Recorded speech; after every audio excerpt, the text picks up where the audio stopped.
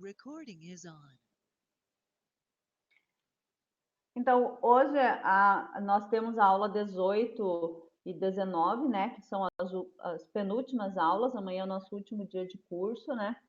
Então, essa aula 18 é a aula que vai estar falando sobre o preenchimento do cadastro único para pessoas em situação de rua. Na aula de terça-feira, a Márcia já apresentou de forma geral o formulário suplementar 2, que é o formulário no qual a gente identifica as pessoas em situação de rua. Pode passar, Márcia.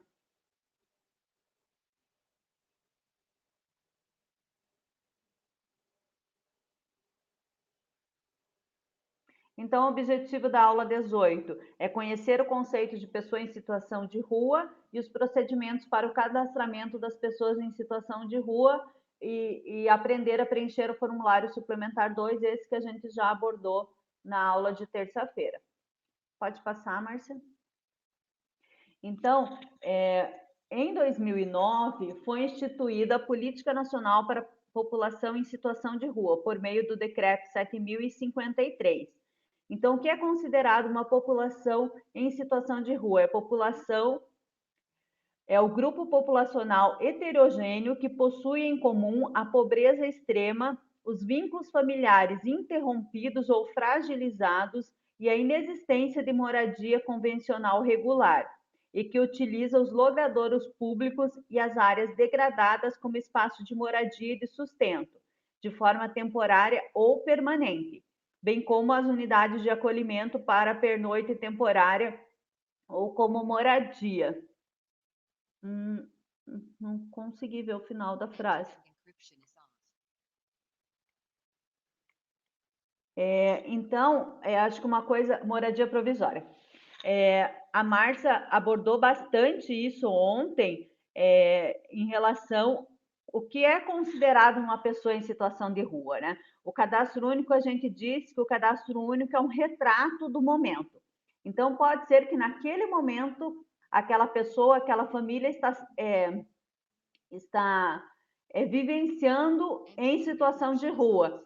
Então, é importante identificar essa situação, que é uma situação de vulnerabilidade extrema desta família.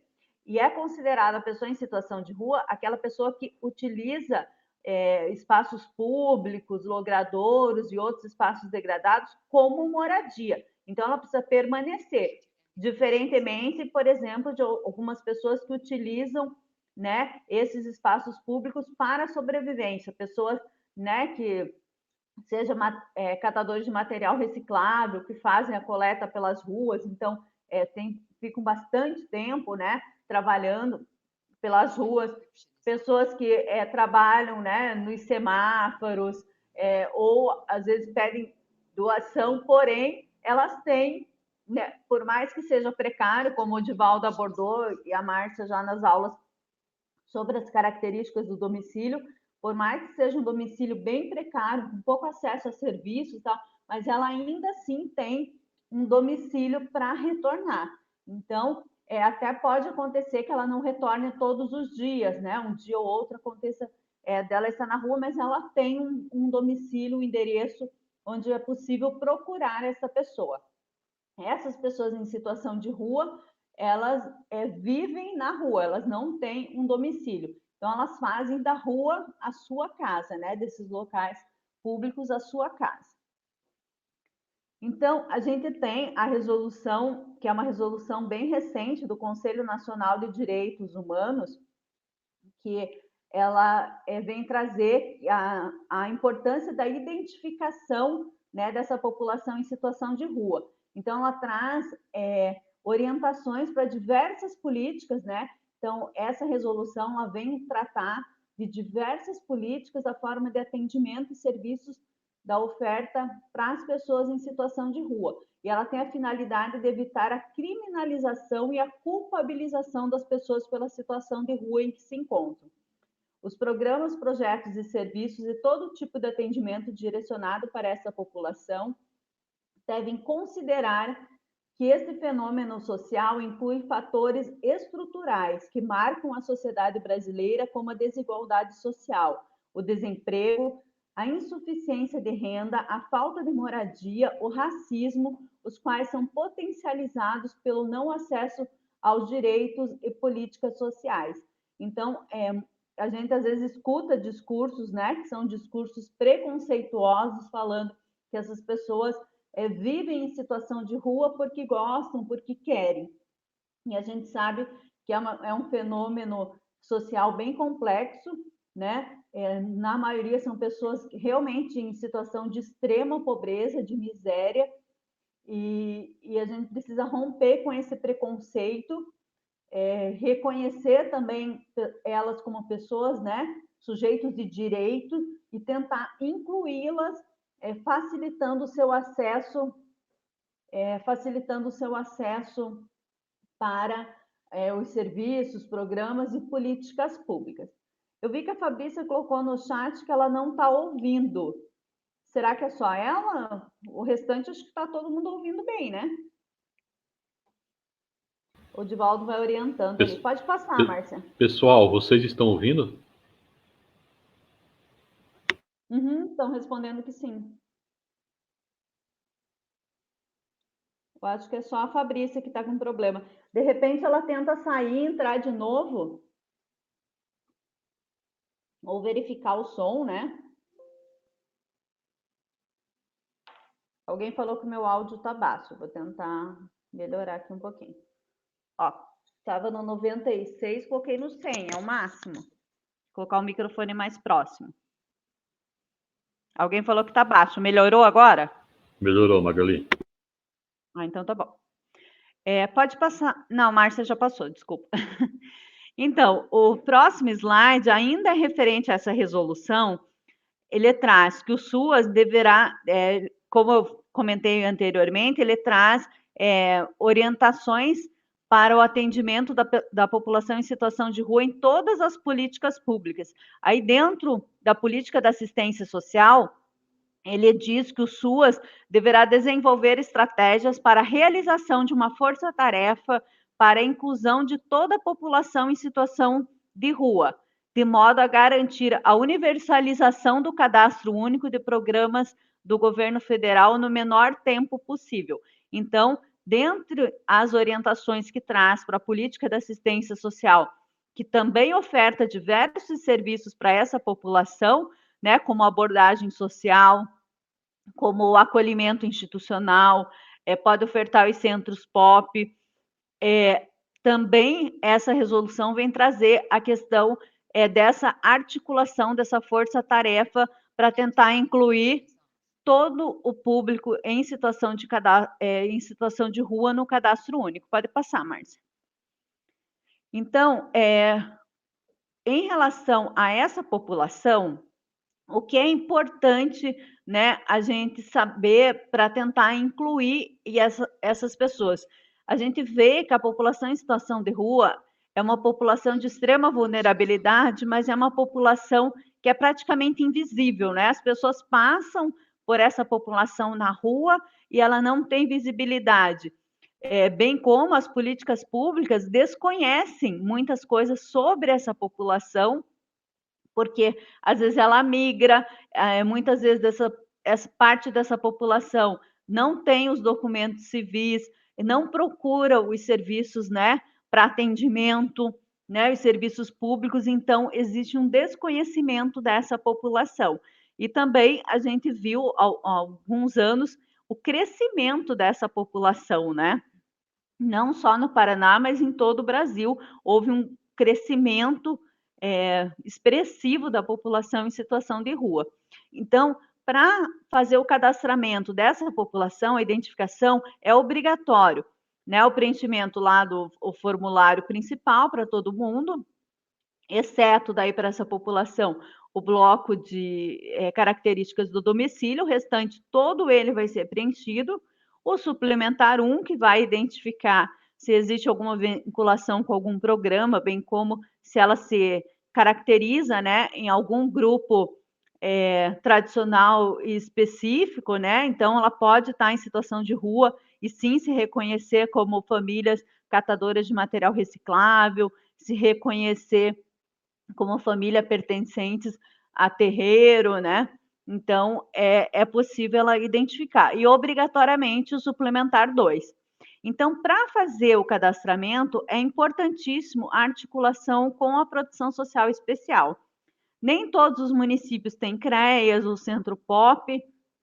Quando tem, normalmente o cadastramento é realizado nesses equipamentos, né, que fazem o atendimento direto. Então, muitas vezes, educadores sociais que atuam, né, em acolhimentos, em centro POP, são capacitados como entrevistadores para realizar o cadastro único, mas nos municípios que não têm, essa articulação com a equipe de referência de produção social especial é muito importante. Por quê?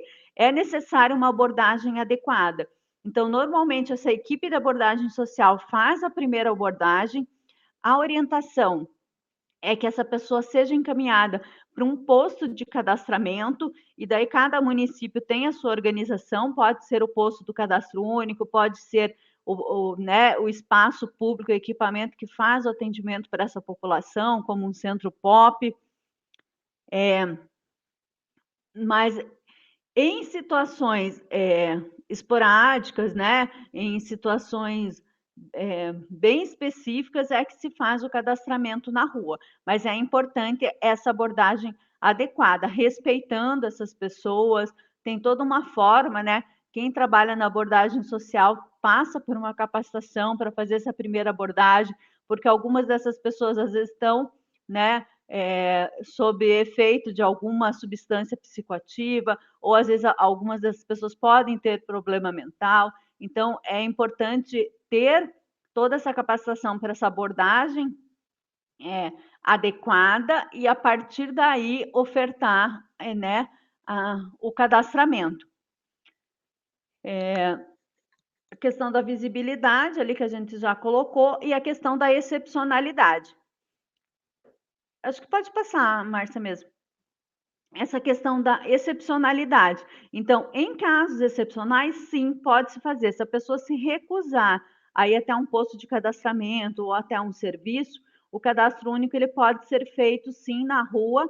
E lembrando por que não existe essa orientação de fazer o cadastramento na rua, que isso é somente em situações excepcionais. Porque o cadastramento ele precisa ter um espaço reservado. As informações do cadastro único são sigilosas. Nós não fazemos cadastro único na recepção de um equipamento público, onde todo mundo vai estar ouvindo as informações daquela família. Então, o cadastro único ele prevê uma estrutura física na qual ela garanta o sigilo da informação daquele usuário. Isso é recomendação do cadastro único, isso está nas normativas do cadastro único. Por esse motivo, o cadastramento é orientado que seja realizado num espaço adequado. Somente em situações excepcionais, onde a pessoa se recusar, se faz o cadastramento, entendendo que o cadastramento pode trazer benefícios. Vai dar visibilidade para essa família, para essa pessoa, esse indivíduo, e vai tornar ele também acessível para alguns programas, projetos, benefícios socioassistenciais. Além disso, é possível que os municípios façam um planejamento de políticas, de serviços, de busca ativa. Muitos municípios se utilizam dos dados do cadastro único até para justificar a implantação ou a não implantação de serviços específicos dentro da política da assistência social para essa população. Então, eu não vou ter uma equipe de abordagem social porque no meu município não tem pessoas em situação de rua. Uma outra situação é a questão do cadastramento. Aqui, a região metropolitana de Curitiba tem muito das pessoas irem próximo a, né, como está próximo à capital, a Curitiba, então elas se deslocarem, né, para um lugar onde elas vão ter mais acessibilidade a recursos, né, seja de serviços públicos, seja da alimentação, seja renda, né, porque essas famílias, essas pessoas também, elas sobrevivem, elas precisam de renda, então, muitas vezes elas né, fazem a questão daquele cuidado de carro, aquele flanelinha que fica lá, faz, né, o cuidado dos carros, faz a orientação ali para ter essa renda. Mas, mesmo em municípios menores, é possível sim ter pessoas em situação de rua. Ah, eu não vou cadastrar porque é transitório, eu sei que essa pessoa daqui uma semana vai para Cascavel, que é maior. Então, o cadastro único é aquele cadastro do momento. É importante sim cadastrar e orientar essa pessoa que quando ela se deslocar de um município para o outro, ela procure um equipamento para fazer a atualização do seu cadastro. Pode passar, Márcia. Então, aqui eu trouxe só né, alguns dados do Paraná, então, para ver como isso é bem subnotificado, né? Em situação de rua, nós temos 8.123 famílias e em pessoas, 8.250. Então, a maioria das pessoas em situação de rua das famílias, são famílias unipessoais. Então, a gente vê que pouquíssimos têm vínculos familiares. Então, essa questão de ter um vínculo, de estar convivendo, né, com outra pessoa na mesma situação de rua, é bem baixo esse dado. Então, a maioria das famílias são unipessoais. E daí o que a Márcia já trouxe, né, lá da parte do suplementar 2, que o suplementar 2 é muito importante para trazer dados, né, sobre a forma, a vivência dessas pessoas.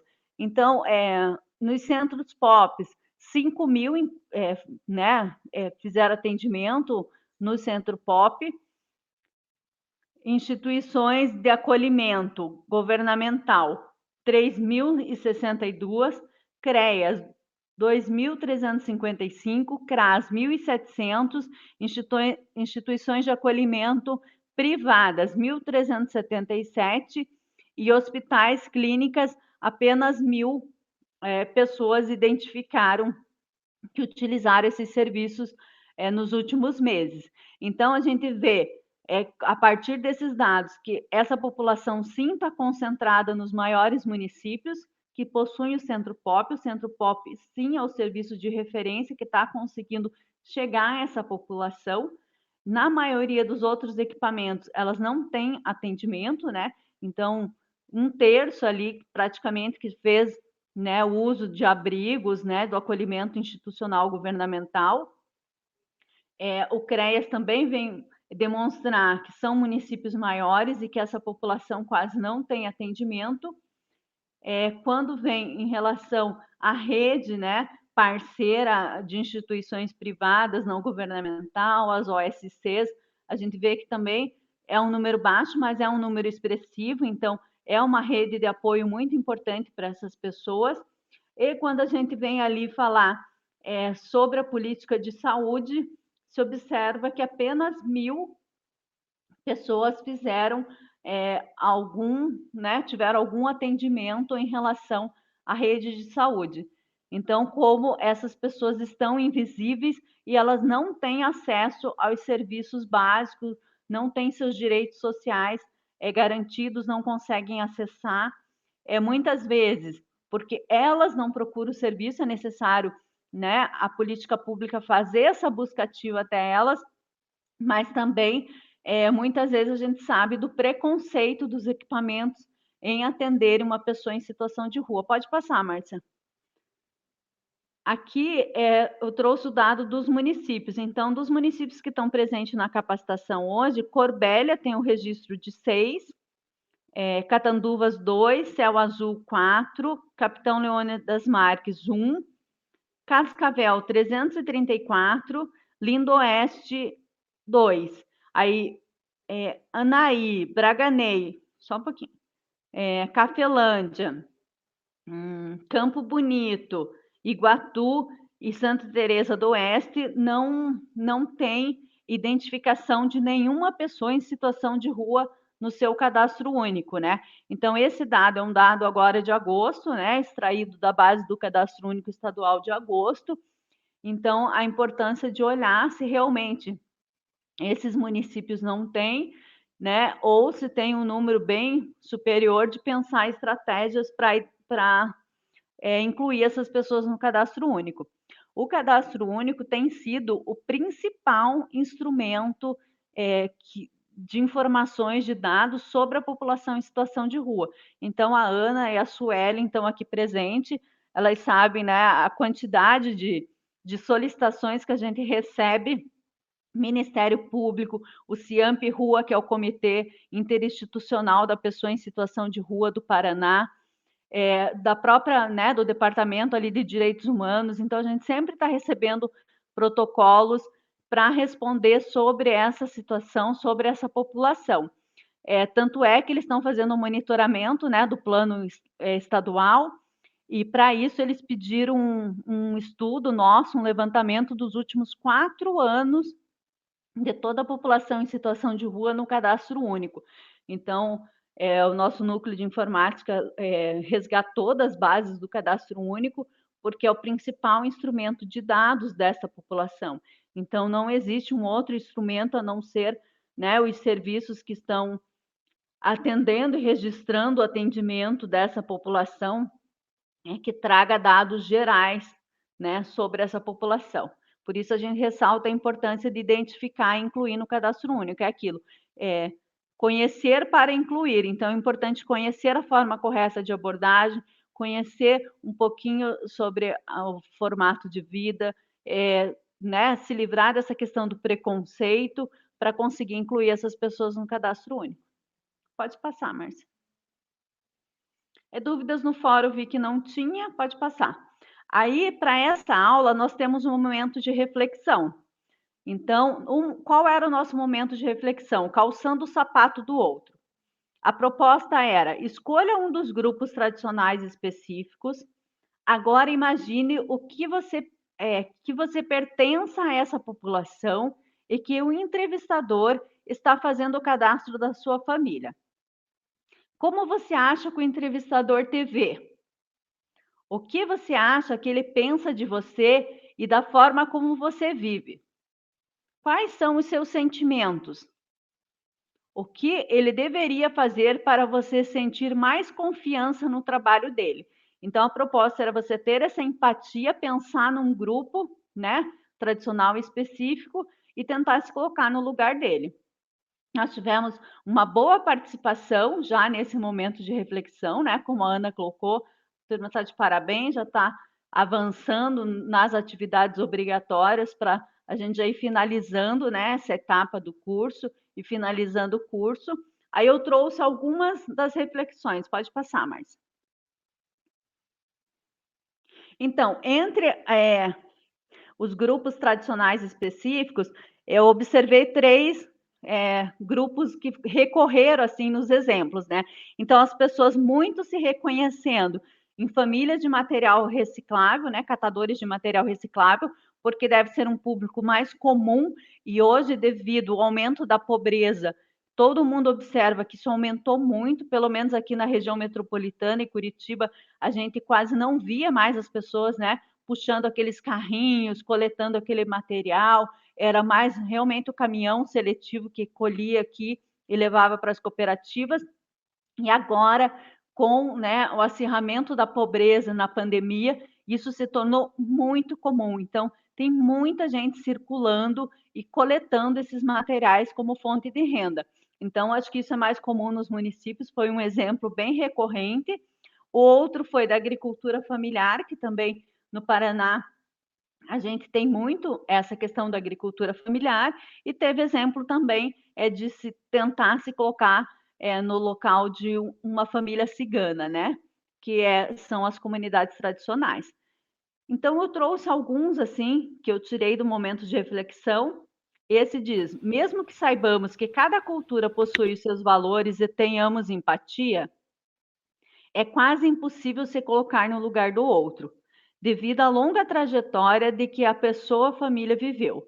Contudo, o entrevistador social que está presente dia a dia, mediante situações que envolvam os grupos populacionais tradicionais específicos, deve estar preparado e saber respeitar as famílias de quais atendam sem manifestar nenhum tipo de preconceito. Então, eu achei assim muito coerente essa colocação e muitas delas foram nesse sentido, não de se colocar as pessoas não se colocaram no lugar da família, mas sim se colocaram no lugar do entrevistador, desse profissional que está atuando. É um espaço de trabalho, tem normativas para seguir e precisa não só ter essa empatia, mas também ter esse conhecimento do cadastramento diferenciado, do respeito das pessoas, né? Para conseguir atuar de forma, né, ética com o seu trabalho, sem preconceito, sem pré-julgamento, sem comparações. Então, muitas das reflexões que estavam no momento de reflexão traziam essa postura do entrevistador, como o entrevistador deve deve se portar frente, né, a um momento de entrevista. E não seria só desses grupos, mas de todos os grupos, né?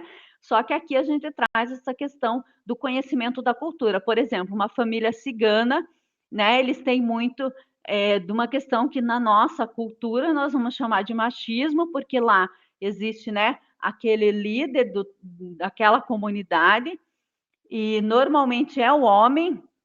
As mulheres não fazem, né, dentro da cultura cigana, essa liderança, não atuam nessa liderança. Então, na maioria das vezes, o cadastramento é orientado para ser, né, preferencialmente no nome da mulher, a responsável familiar, mas na cultura cigana eles têm essa cultura que é o homem que é o líder, né?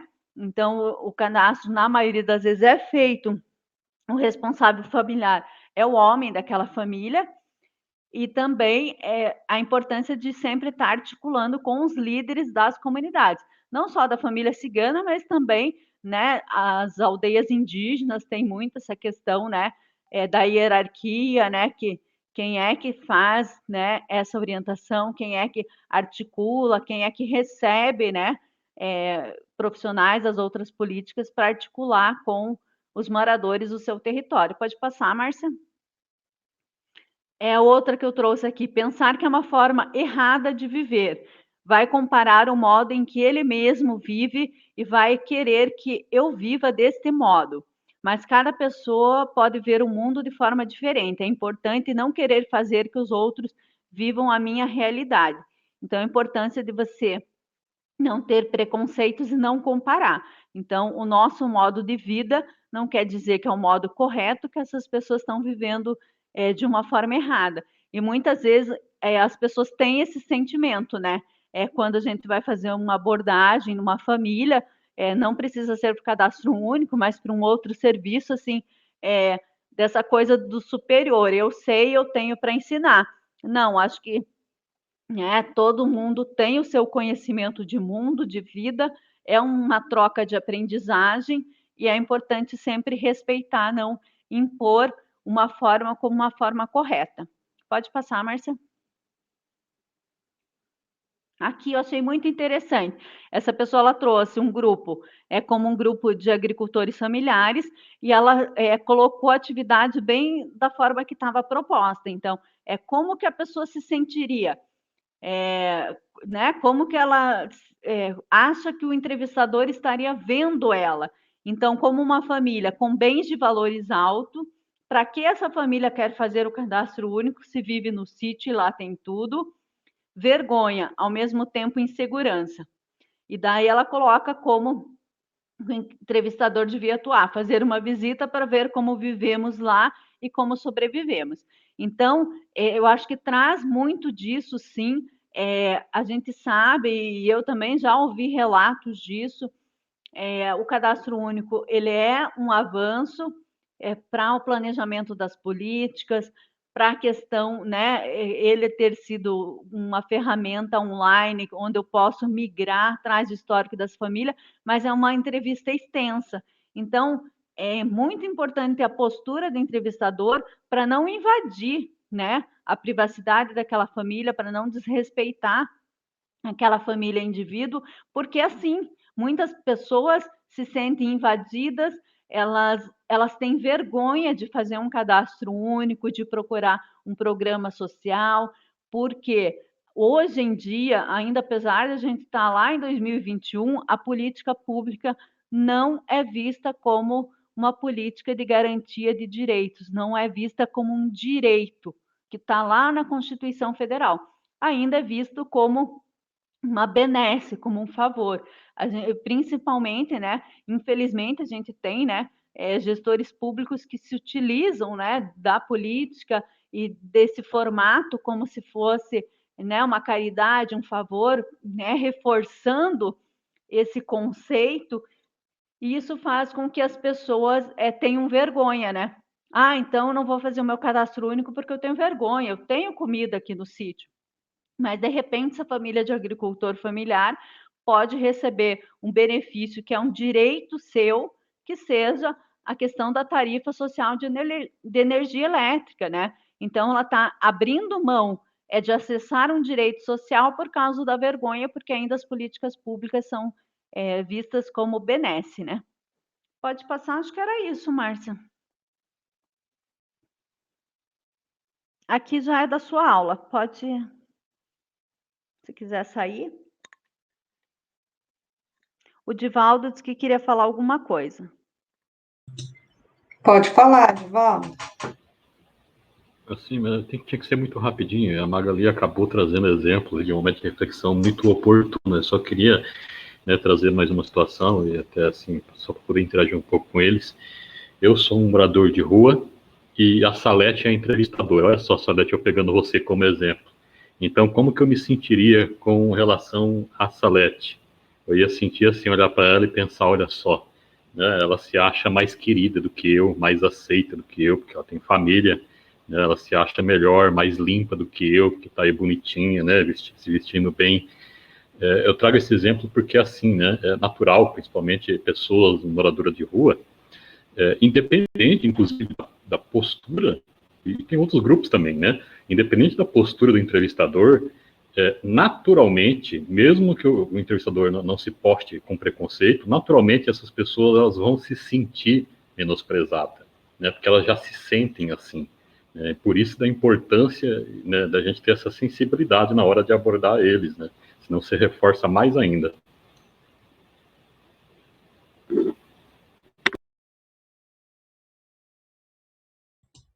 Tem uma pergunta no chat, acho que é da Fabrícia, né? Quando não tem órgão gestor, deve ter equipe que executa serviços da PSE de média abordagem social? Olha, os municípios, quando não tem órgão gestor, todos os municípios têm órgão gestor. Agora, uma equipe da PSE, nem todos os municípios têm. Márcia, Sim, deveria ter. não foi a Fabrícia, Márcia, foi colocação minha, é uma afirmação, não é uma pergunta. Tá. Eu estou Eu falando quando entendi que tem era a CREAS. dela. Não, eu só complementei uma fala da Magali, né? Quando não tem CREAS, mas o órgão gestor deveria ter uma equipe, né? Da Porque nós especial, do temos um médico, município da da nossa abordagem social. região, nós temos um município da região aqui que não tem equipe da PSE. Aliás, tem uma pessoa só no órgão gestor e tem um CRAS com uma única assistente social. Então, a gente tem essas precarizações também, né? Não é o que prevê a legislação, mas é o que a gente tem. É que cortou ali em cima, Divaldo, por isso que eu não vi que era a sua colocação, mas ok. A Valquíria falou que Santa Teresa está aqui. Eu acho que no exemplo da Magali, da população em situação de rua, não tinha nenhuma pessoa no cadastro, viu, Valquíria? Pelo que eu entendi. Isso, era isso mesmo. Aqueles dados eram de pessoas, famílias incluídas no cadastro único em cada município, né? Identificadas como pessoas, famílias em situação de rua. E é o que a Márcia colocou e o Divaldo colocou, isso é muito importante, né? A gente sabe das dificuldades, dos desafios dos serviços públicos, né? Mesmo que seja uma equipe, mas assim, sim, quando não tem, né, nenhum CREAS, tem que ter, né, no órgão gestor uma equipe de referência para a proteção social especial. A Eu vou Valquíria falou que iniciar. depois ela entendeu. Eu vou iniciar então o compartilhamento, tá? Para a gente dar continuidade. Vocês estão enxergando? Sim.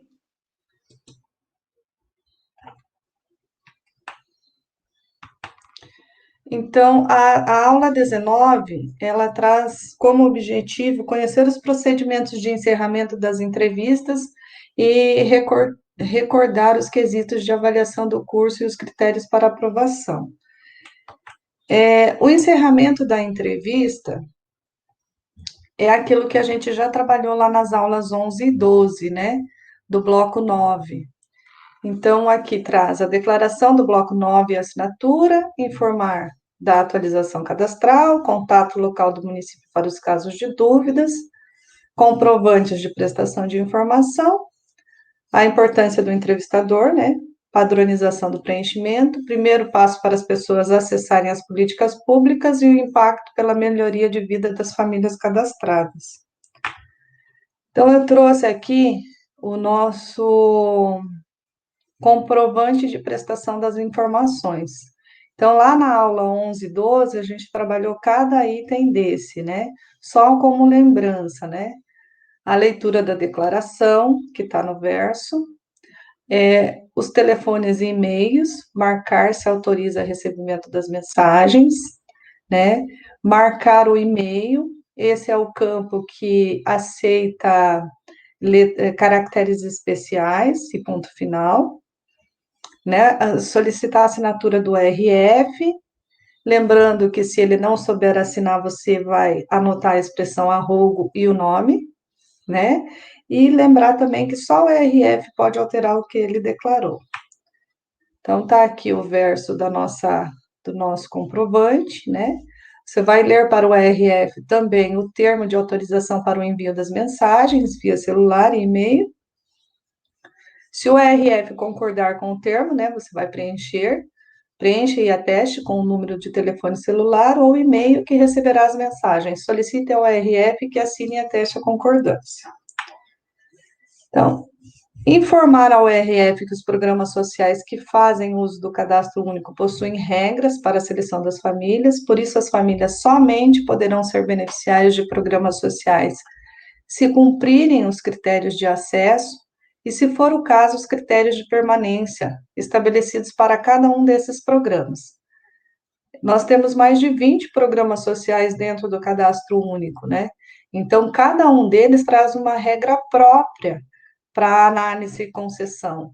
Então, às vezes, a pessoa faz o cadastro apenas para receber o Bolsa Família, mas não, ela pode ter direito a um outro programa social, ou ela pode não ter direito ao Bolsa Família, mas ao Luz Fraterna, ou ela pode não ter direito a um programa social que seja do governo federal, mas que tem um programa social específico do município. Então, tem toda essa questão. Ressalte, né, ainda que a inclusão no cadastro único não garante a participação da família em qualquer um deles. Ou seja, quem seleciona as famílias para serem beneficiárias dos programas sociais são os órgãos responsáveis por essas políticas e não a gestão do cadastro único.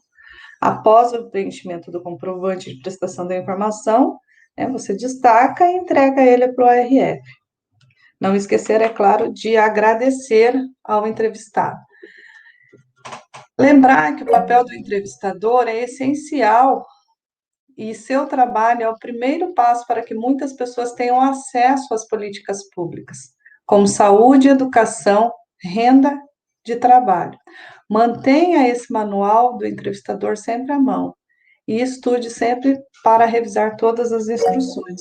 Então, todas as informações que a gente trouxe aqui estão dentro do manual do cadastro único, né? Lembrar também que as informações que que o entrevistado prestou são sigilosas, né? E juntar todas, revisar o caderno verde, juntar todos os manuais e fazer a guarda desses materiais por 5 anos. Não vi nenhuma dúvida lá junto ao fórum. Essa questão do encerramento da entrevista, eu acho que é bem simples, né? Não tem muito o que dizer. Oi. A Neuza pediu a palavra. Pode falar, Neuza. É uma dúvida, Márcia. Tem, por exemplo, aconteceu já fato aqui, tem a pessoa, uma mulher, fez o cadastro, né, autodeclaratório da renda, tudo, recebe Bolsa Família, mas frequenta o salão mais caro da cidade fazendo luzes e postando. Você faz o que com isso? Você sabe que a pessoa está mentindo, né? Isso todo mundo sabe. Mas qual é O o cadastro é procedimento? autodeclaratório, né, Neuza? Pois Você é. vai realizar o cadastro, tá? Uhum. Se Sim, você isso eu já fiz. acredita que a família tá trazendo algo que não condiz com a realidade da família, aí você vai passar essa questão para você é céu azul, né? Sim. Vocês têm só proteção social especial lá e CRAS, né? Tem o Uhum. CRAS. Sim. Então, você vai levar essa questão lá para assistente social fazer o acompanhamento dessa família. Uhum. Você não pode fazer nada nesse momento. Se ela pede para realizar o cadastro e traz as informações, você lê para ela a questão da declaração, ela Sim. atesta que o que ela está trazendo é verdadeiro, Uhum. você tem que fazer o cadastro único, não pode entrar em conflito com ela ali. Você faz o repasse daí para o seu Sim. gestor e Uhum. eles que vão estar fazendo um acompanhamento dessa família para ver até que ponto que isso é verdadeiro ou não, né? Sim. Aí aqueles casos também que a pessoa vem, tem uma que só esse ano ela já atualizou 4 vezes, que muda, ela fala que não tem marido, mas ela tem, né? E aí ela quer, dependendo conforme vai mudando, é a renda que ela quer. Eu faço o quê? Faço toda vez que ela vem, eu faço essa atualização? Toda vez que ela vier para fazer a atualização, infelizmente você vai ter que fazer a atualização. O cadastro é autodeclaratório, né? Ah, tá. Não tem limite de vezes. Mas se Não ela desconheço. teve uma que veio e declarou uma renda, né? Que ela trabalhava de diarista e tal. Aí ela saiu e lembrou que se, eu acho que aquela renda ela ia perder, não sei, não lembro o que que era. Ela voltou à tarde, ela veio de manhã à tarde, ela voltou e já queria mudar. Ah, Faz também. Magali, eu acredito que não tem o que fazer, você vai ter que alterar novamente, né? Vai É. ter que colocar a data da entrevista depois novamente, coletar a assinatura, explicar para ela, né? Ela provavelmente está querendo acessar algum programa social. Uhum. Então, assim, alguém que provavelmente passou alguma informação para ela e ela pensa que se ela trouxer essa modificação no cadastro único, ela vai conseguir. Acredito eu, né? Não sei Eu se também é isso. acredito que sim. Ela não falou por quê, mas ela tem algum motivo para estar, né, algum interesse. Mas Exatamente. essas Ou, atualizações ou simplesmente ela recorrentes. esqueceu realmente de uma informação e lembrou e quis fazer o ajuste, né? Uhum. Mas essas atualizações repetidas, assim, em curto espaço, não interfere, por exemplo, ela não corre o risco de perder o Bolsa Família, já que ela tem? Ela corre o risco de perder se ela Ah, trouxer uma outra informação que uhum, não condiza com aquilo que o programa social do Bolsa Família, uhum, porque cada programa tem sua regra. Às sim. vezes ela vai querer acessar um programa do qual ela acha que aquela questão de renda vai habilitar ela para recebimento, mas Uhum, esquece do outro, porque são vários programas, né? sim. Cada É, programa tem uma questão de renda, tem uma questão uhum. que é dividido pela composição familiar, tem uns que é meio salário, outros menos. Aqui é um município, digamos assim, pequeno, né? Mas eles querem que o cadastro único se adapte ao que eles querem, né? Não, Isso. a regra, as orientações do cadastro único estão dentro do manual, né? Não Uhum, tem uma legislação específica, a guarda de documentos também, por uhum, 5 anos. Então, sim, assim, se ela entrar de repente para uma auditoria, né, é uma família que pode vir a ser a própria Senar, que ela verifica algumas questões, né? Ela seleciona alguns municípios a partir do cadastro único para fazer a averiguação cadastral. Então, tem essa questão uhum. também. Mas eu posso, por exemplo, tem muita pessoa que omite informação para querer o BPC, ou aquela aposentadoria do lar, né, da mulher, eles mentem bastante. Eu posso falar para eles que, na mentira, eles podem ser pegos e perder isso e ter que devolver dinheiro? É o que traz a declaração do encerramento da entrevista, né? Você vai fazer a leitura para a família, vai dizer que a responsabilidade pelas informações não é da pessoa que está fazendo a entrevista, é do entrevistado. Então, assim, claro que a pessoa pode responder civilmente. Então, tá bom. Muito bom. Eu acho que, contribuindo, assim, o que a Neuza trouxe é um pouco isso, né? A gente sempre vai lembrar que o cadastro único é autodeclaratório. A pessoa pode, sim, fazer essas atualizações, não existe esse limite. A gente vai lembrar que todas essas atualizações vão ficar no registro, então, numa situação de averiguação, numa situação de denúncia, isso vai pesar para a família, porque vai estar lá registrado todas as situações, e esse momento é muito importante da gente esclarecer. A Fabrícia até colocou ali no chat, né, sugestão de colocar um cartaz dizendo, né, repetindo essa parte da declaração que tem lá, onde você esclarece a família que ela é responsável por todas as informações prestadas, podendo responder, né, civil e criminalmente, se tiver acesso a algum tipo de benefício na qual ela não teria direito, que existe sim uma questão de cobrança, né? No auxílio emergencial a gente viu muito isso e eu sim acompanhei casos que a família realmente era em situação de extrema vulnerabilidade, foi concedido, né, por equívoco, aquela questão, a família recebia algum benefício, eu trabalhava numa prefeitura com salário mínimo, mas 5, 6 componentes e a família tinha um valor alto para devolver, não é parcelado isso, a gente sabe que nem todas as situações a pessoa age de má fé.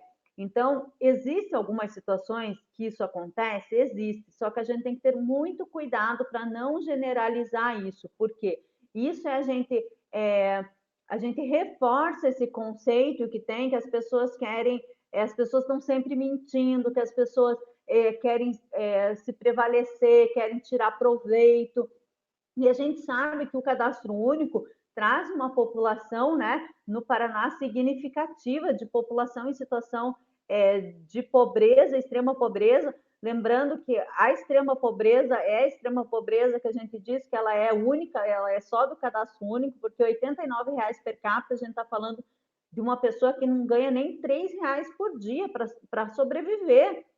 Então, a gente está falando de uma pobreza que ela é 3 vezes menor do que a Organização Mundial de Saúde vai falar de pobreza. E dentro dessa linha, nós temos quase 100 famílias aguardando para serem inseridas no programa Bolsa Família. Então, sim, a gente tem uma população ampla que vive numa situação de extrema pobreza, que vive situações que são muito estáveis. Então, hoje eu trabalho, consigo emprego de diarista, amanhã eu não tenho, hoje eu faço o famoso bico, amanhã eu não tenho renda, isso pode estar mudando. O que a Salete traz ali no chat, e é importante, é que assim, o cadastro único ele vai trazer a renda do mês anterior, é isso, né, Salete? Então, ó, no 8.5, no mês passado, você recebeu a remuneração de trabalho, daí a pessoa vai dizer o quanto. Então, como que eu vou atualizar aquela outra renda, né? Então, isso só que assim, é autodeclaratório. Se a pessoa quiser vir atualizar, dizer que mudou, ela vai atualizar. Só que o sistema vai contabilizar, o sistema também traz esse cálculo médio. Então, de qual é a renda dos últimos 12 meses. Então, tem esse cálculo também dentro do sistema. Isso fica registrado no sistema, né? Não sei se a Salete quer colocar mais sobre isso. Eu quero responder também.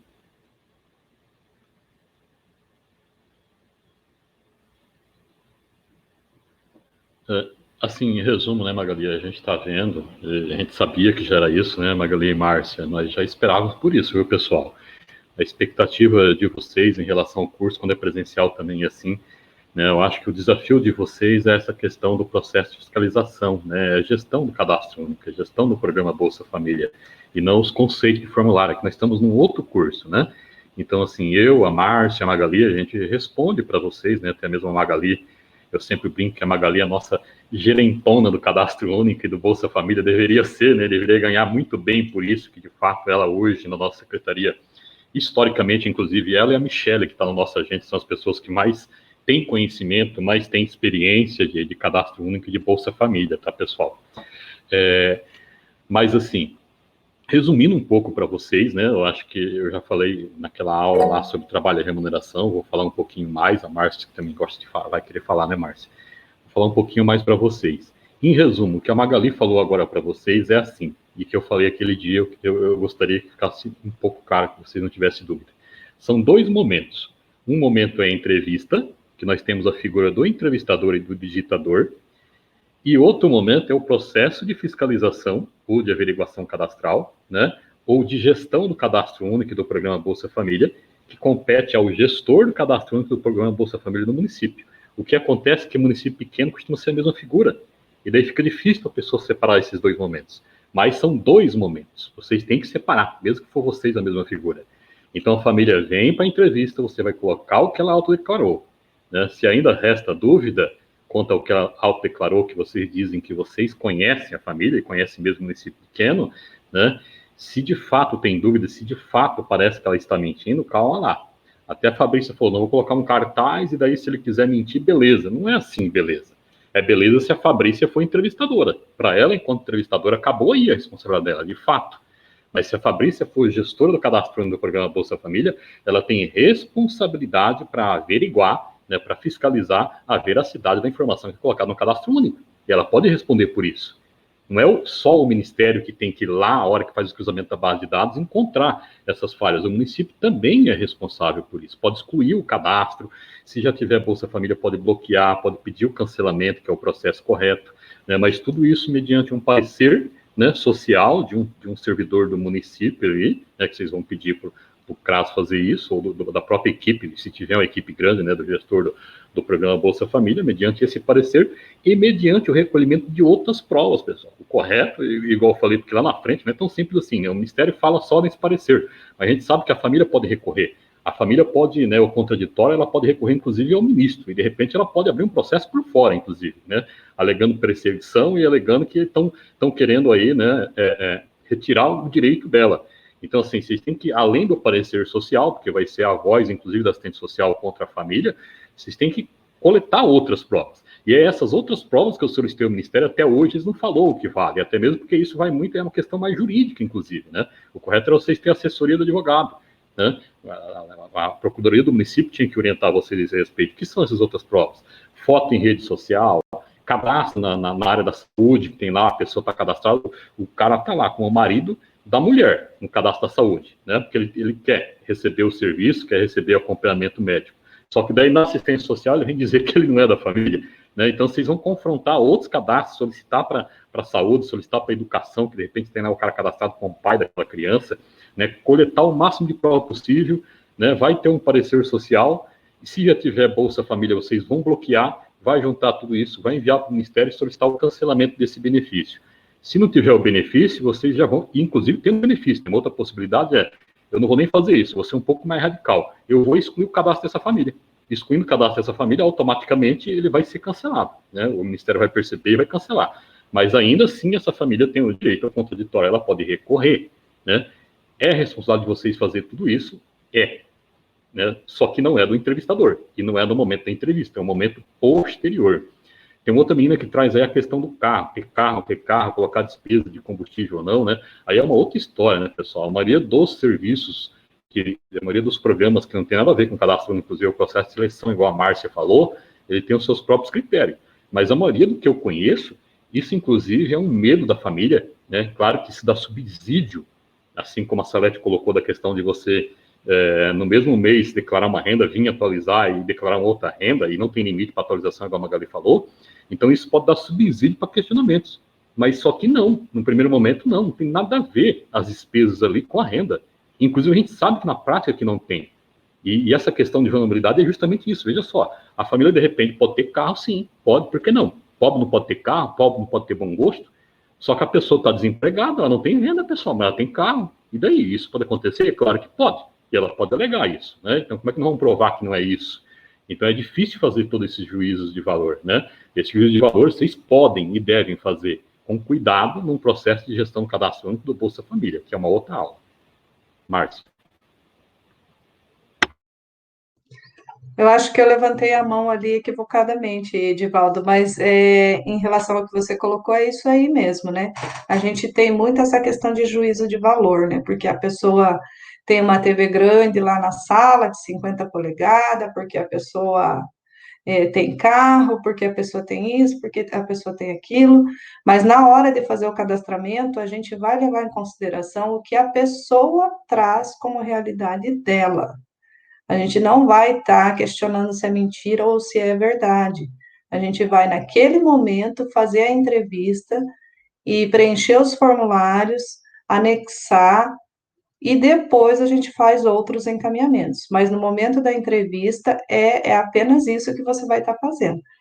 Fazendo as perguntas do caderno verde, fazendo o suplementar 1, fazendo os registros adequados, e depois você conversa daí com o seu gestor a respeito daquela família que deveria ou deverá ou, né, ser acompanhada pelo CRAS. Porque a maioria das famílias também, quando elas vêm com essa intenção de omitir algum dado, na maioria das vezes elas sabem que elas não são acompanhadas. Então, tem toda essa questão que a gente tem que levar em consideração. A Fabrícia colocou ali no chat a questão que lá no município deles de Catanduvas, sempre que tem alguma dúvida, ela encaminha para a gestora. Os casos extremos, eles fazem visita domiciliar para identificar, ter um relatório técnico, né, em relação à situação. Coloca também que municípios que têm área rural extensa, muitas vezes é uma necessidade, né, o veículo para a pessoa conseguir se deslocar, porque muitas vezes o transporte público ele não atende à necessidade, né, das pessoas, bem como elas usam o veículo como equipamento, né, agricultores, né, familiares têm muito isso, é um equipamento de trabalho deles para eles ir buscar os suplementos, para eles levarem a produção. Então, muitas vezes é uma necessidade da família, e aquilo que a Márcia colocou é muito importante, é o momento da família. Pode ser que antes a família estava numa condição, né, que ela conseguia adquirir muitos bens, e nesse momento pode estar sem renda. Então, o cadastro único vai trazer essa questão da renda. Com a pandemia, a gente recebeu vários processos na secretaria, assim, alguns de denúncia que vieram via ouvidoria, via outros processos, que o município não queria conceder o benefício, que o município se recusava inserir a pessoa porque esclarecia, né, os critérios do cadastro único, porque, assim, realmente, eu acho que falta uma grande divulgação e o senso comum prevalece, em que as pessoas mentem, em que os benefícios sociais são... Teve um que a gente respondeu que o homem até ligou depois, porque ele não acreditou, que a gente falou que o benefício do Bolsa Família para pessoas, no caso, ele, família unipessoal, com renda até R$ 89,00, e que o benefício que ele iria receber era de R$ 89,00. Eu falei, mas isso não dá para nada, isso não dá para comer. É verdade isso? Que é isso mesmo? Porque ele foi orientado no equipamento do município, ele achou que a informação estava equivocada, ele abriu um protocolo na ouvidoria e a nossa resposta foi a mesma. E as pessoas realmente não acreditam, porque elas imaginavam, né, dentro do senso comum, que, sei lá, o Bolsa Família paga um salário mínimo, paga R$ 1.000, que as pessoas estão enriquecendo, estão levando vida boa, né? E daí, quando ela percebe que o critério de renda é tão baixo e que o benefício é tão pouco, né, eles ficam indignados, porque o senso comum às vezes prevalece muito, né? Então, tem que tomar bastante cuidado com isso. Magali, em relação a isso também, eu acabei escutando de um município de pequeno porte 1 aqui da nossa região, que a pessoa, se ela recebe o Bolsa Família de R$ 89,00, ela não é passível de receber uma cesta básica. Isso é de entrevistador. Gente, essa análise, primeiro que não depende do entrevistador, tá? Essa família está em alta vulnerabilidade, então ela tem que ser acompanhada. E R$ 89 hoje, você compra o que com R$ 89? Será que realmente ela não pode ter acesso a mais nenhum outro benefício? Né? A gente tem que pensar que não é assim como a gente imagina que as coisas sejam, porque isso não é uma benevolência, é um direito. A pessoa tem direito a ter acesso à alimentação, né? Márcia, aqui no meu município, assim, tem aposentados que entraram em empréstimos, aqueles consignados, né? Que eles estão ganhando cesta básica porque eles estão muito endividados e são aposentados. Imagina uma pessoa que recebe R$ 89, né? Pois é, mas temos casos e casos, né? Uhum.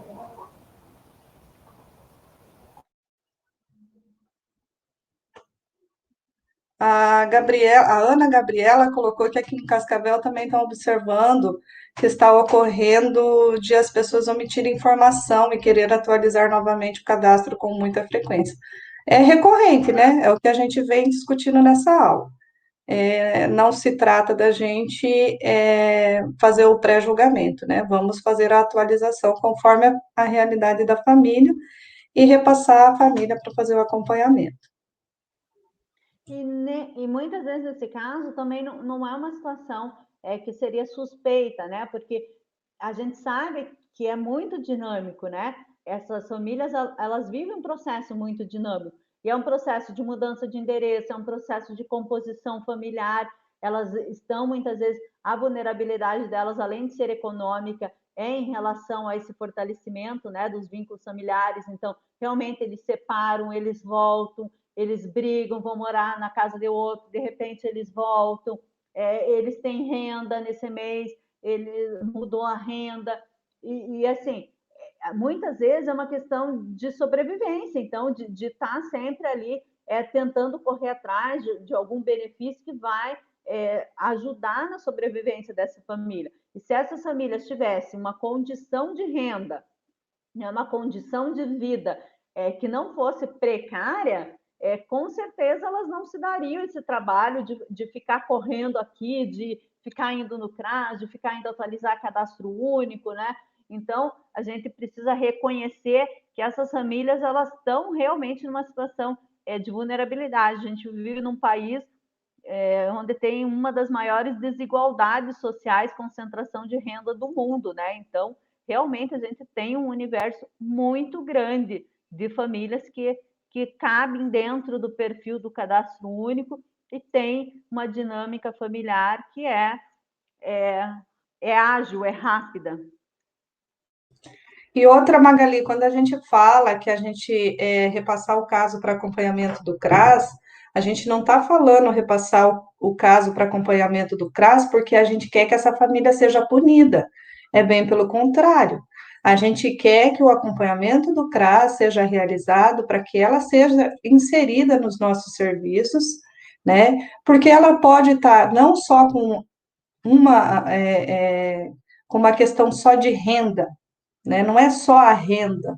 Existem outras questões, como negligência, violência. Então, assim, o acompanhamento do CRAS é realmente para quê? Fazer o acompanhamento familiar dessa família, verificar quais são realmente as questões do contexto daquela família, né? Não só porque vai fiscalizar para levar para o entrevistador colocar no cadastro único. Não é esse o objetivo. Ana Gabriela levantou a mão. Pode falar, Ana Gabriela. Vocês estão me ouvindo bem? Sim. A situação que você está citando não é que, assim, a gente, toda vez que a gente vai atender alguém, a gente tem uma conversa, assim, bem ampla com a pessoa para a gente poder ajudar ela realmente.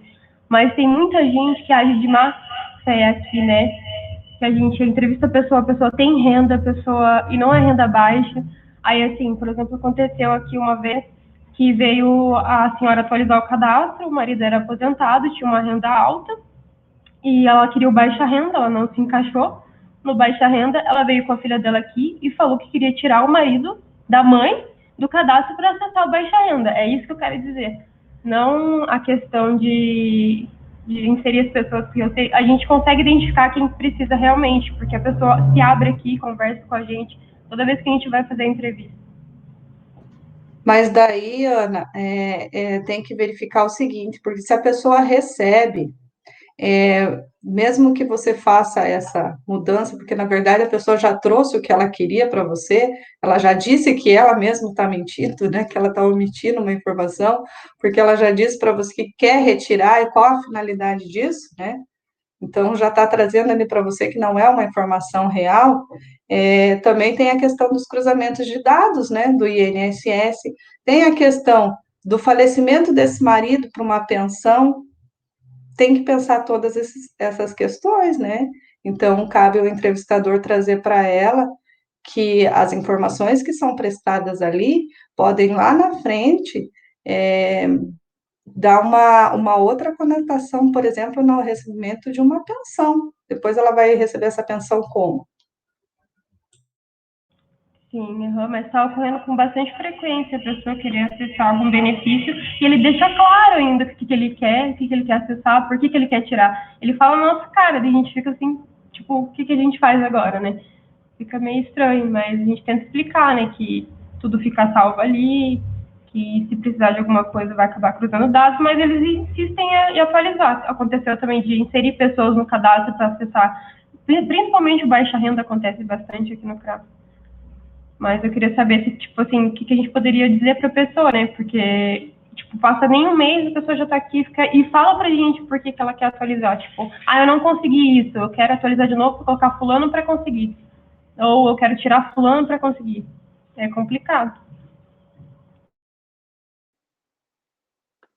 A Juliana colocou ali no chat, né, se é autodeclaratório, por que o entrevistador responde. Então, um pouco que a Ana trouxe, acho que é isso, é sempre esclarecer, reforçar aquilo que está lá no encerramento da entrevista, que a responsabilidade é dele, que ele está assinando, que todas essas informações ficam registradas.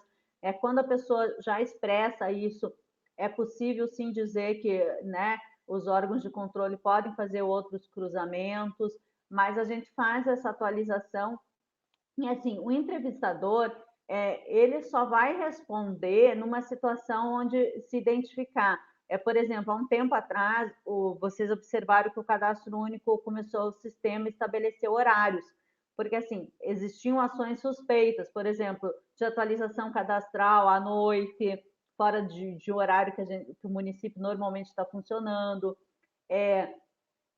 Mas eu nunca vi um entrevistador ser responsabilizado por uma informação que a família deu. É a família que é notificada, quando identificada nos órgãos de controle, alguma averiguação que é feita, um cruzamento, é a família que é notificada e a família que tem um prazo para, tem 30 dias lá para recorrer daquilo, e ela que, se for, né, solicitada a devolução, por exemplo, de um benefício, alguma coisa, é a família que responde, não é o entrevistador. O entrevistador só vai responder quando se identificar alguma situação que seja um tanto quanto suspeita, né?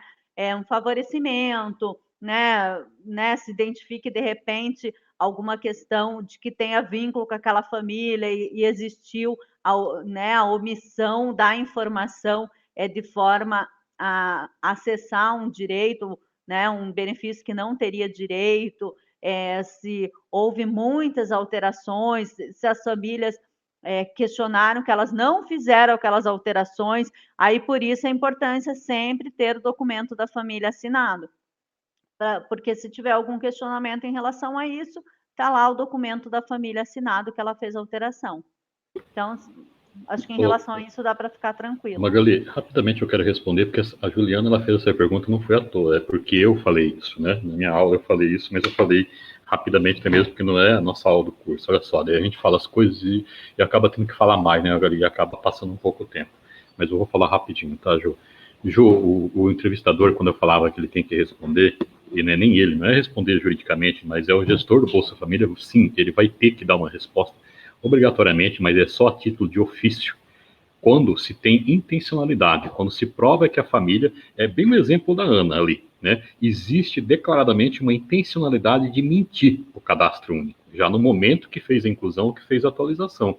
Se isso chega para o Ministério, é investigado, a família teve o direito contraditório, e agora ela vai ter que devolver dinheiro, o Ministério vai solicitar, pelo menos é o que está nos procedimentos, não sei se o Ministério faz isso, né, Magali, na prática, o Ministério vai solicitar, sim, uma posição da gestão do cadastro único, se também não houve, né, uma cumplicidade dessa gestão desse entrevistador, porque, opa, teve uma intencionalidade, né, tava escrachado que a família estava mentindo. Mas daí o que vai, o gestor de cadastro vai falar, não houve, nós lemos, igual a Magali, a Márcia falou, nós lemos, você é responsável, tem até um cartaz aqui falando, igual a Fabrícia falou, né, vocês vão se responsabilizar por essas informações, não houve omissão nossa, né, a gente não deixou de informar a família que ela não pode mentir, né, e mais ainda, porque o que pode ocorrer ainda muitas vezes, por isso que o Ministério faz essa pergunta, é do entrevistador ajudar a família a omitir informação, a encaixar dentro de alguns perfis para poder se habilitar o programa, né? Então, o que o Ministério quer saber é isso, calma lá. Houve essa ajuda para a família por parte do entrevistador para que essa informação ela ocorresse de forma inverídica? Então, é só nessa situação, Juliana, mas eu duvido, igual a Magali colocou, que de fato o Ministério vai conseguir responsabilizar algum entrevistador, porque é autodeclaratório, né? Automaticamente vocês vão falar, e o teu gestor vai falar, não, nós lemos aqui para a família, não houve essa cumplicidade com a família, a não ser que o teu gestor tenha algum problema de relação com você, Juliana, e queira ferrar você numa situação dessa, né? E fala, não, ela nem leu, né? Ela nem leu, ela estava sendo cúmplice, mas você vai ter todos os teus direitos, né, do contraditório, e muito dificilmente alguém vai conseguir provar que você, de fato, foi cúmplice nesse momento com a família, né?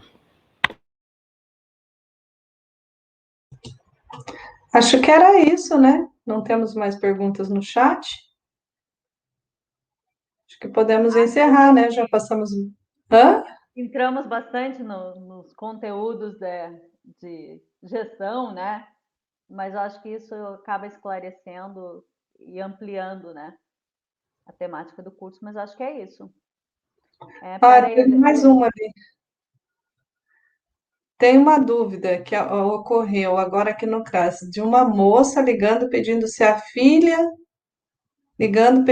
folha resumo para levar à SESC para ter desconto no velório da sogra. Mas a sogra estava com o cadastro excluído e ninguém dos filhos dessa senhora tem cadastro. Como faz nesse caso? Caso os filhos fazem o cadastro, também podem utilizar essa folha resumo? Eu acho que isso é municipal, né, Magali? Deve ser algum programa municipal, né, que prevê que com a folha resumo a pessoa pode ter o desconto no velório. Você tem que acessar a lei municipal para verificar. Porque provavelmente deve ter algum critério de renda, e daí, nesse caso, seria fazer o cadastramento dos filhos que são responsáveis, né? A pessoa falecida não é mais responsável por nada, né? Então, o filho seria o responsável por esse auxílio, né? Por esse funeral, e daí a família não teria condições de arcar com isso. Então, os filhos que podem estar fazendo esse cadastro único. Daí emite a folha resumo deles. Alguém colocou que é auxílio funeral, né? Que alguns municípios solicitam. Ela colocou que é municipal, então tem que acessar a lei municipal para verificar, mas é isso que a Maga falou, né? A pessoa morreu, ela morreu, né? Agora é um cadáver, né? Então, quem vai responder por ela vai ser os filhos, né? Responder pelo velório, né? Essas coisas. Assim, não quero problematizar, porque já está fugindo totalmente do nosso assunto, né, Magali e Márcia? Nós estamos entrando aqui em benefício eventual auxílio funeral, pessoal. Mas, assim, não é conhecimento dos senhores, mas benefício eventual, existe uma normativa técnica a nível federal solicitando que não se coloque mais critério de renda para concessão. Já começa por aí. Mas não, vamos parar por aqui, porque o assunto é longo, e é outro assunto. Beleza, bem. Divaldo, Gente, até amanhã. Isso significa como que nós que entramos para ser entrevistadores estamos despreparados e faltando orientação. É sofrido, que a gente não sabe. Você falou, misturou um assunto com outro que não tem nada a ver com vocês, mas o entrevistador ele se agarra a quem está explicando. Verdade, Neuza. Mas beleza, então. Até amanhã, pessoal. Até amanhã, até pelo tardar da hora, né? Gente, Até amanhã. obrigada. Fiquem bem aí, se cuidem, tá?